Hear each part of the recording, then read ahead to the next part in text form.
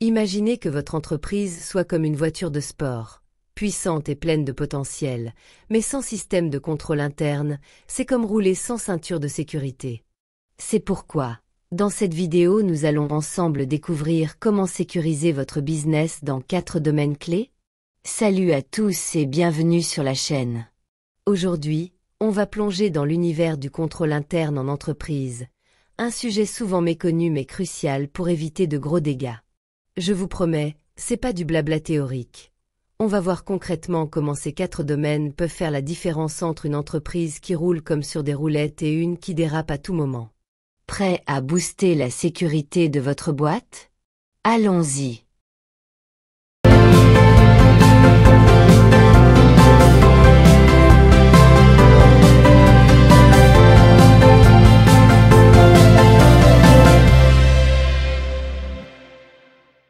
D'abord, c'est quoi le contrôle interne? En gros, c'est un ensemble de procédures, de méthodes et de pratiques mises en place par une entreprise pour s'assurer que tout se passe comme prévu, que les risques sont identifiés et que les objectifs stratégiques sont atteints.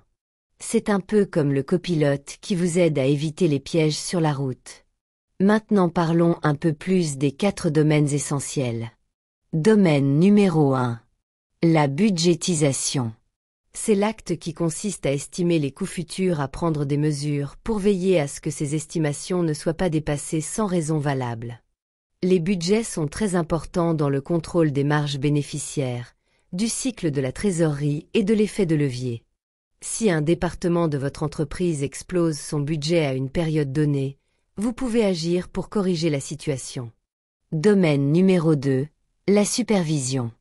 Elle joue un rôle majeur dans les entreprises qui possèdent une masse salariale importante ou travaillent régulièrement avec des partenaires extérieurs. En contrôlant les délais de livraison, la qualité, les coûts et les défaillances d'ordre fonctionnel, on peut mener des évaluations et opérer des changements nécessaires si l'on constate que les normes ne sont pas respectées ou que les objectifs de performance ne sont pas atteints. Domaine numéro 3.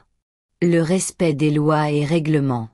Vivre en société, c'est aussi respecter des règles. Le contrôle interne veille à ce que l'entreprise se conforme aux lois et régulations en vigueur. C'est indispensable pour éviter les sanctions, protéger sa réputation et instaurer une culture d'éthique. C'est pourquoi le respect des lois est incontournable dans les secteurs soumis à des réglementations.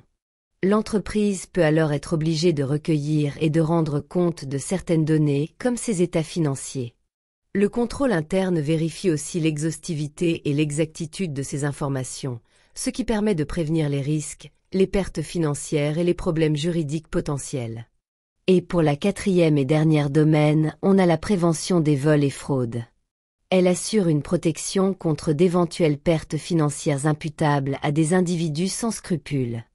Là encore, la qualité du contrôle interne permet de voir plus facilement s'il y a quelque chose qui cloche, d'identifier le ou les responsables et de résoudre le problème sans faire trop de vagues.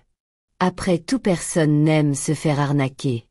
En mettant en place des mesures de prévention, l'entreprise se protège contre les actes malveillants qui pourraient mettre en péril ses ressources. C'est comme installer un système d'alarme efficace dans votre maison. Vous savez, j'ai vu trop souvent des entreprises perdre des milliers d'euros simplement parce qu'elles n'avaient pas anticipé ces risques. On peut comparer ça à un oubli de verrouiller la porte d'entrée de sa maison, ça ne prend qu'un instant pour que tout s'effondre.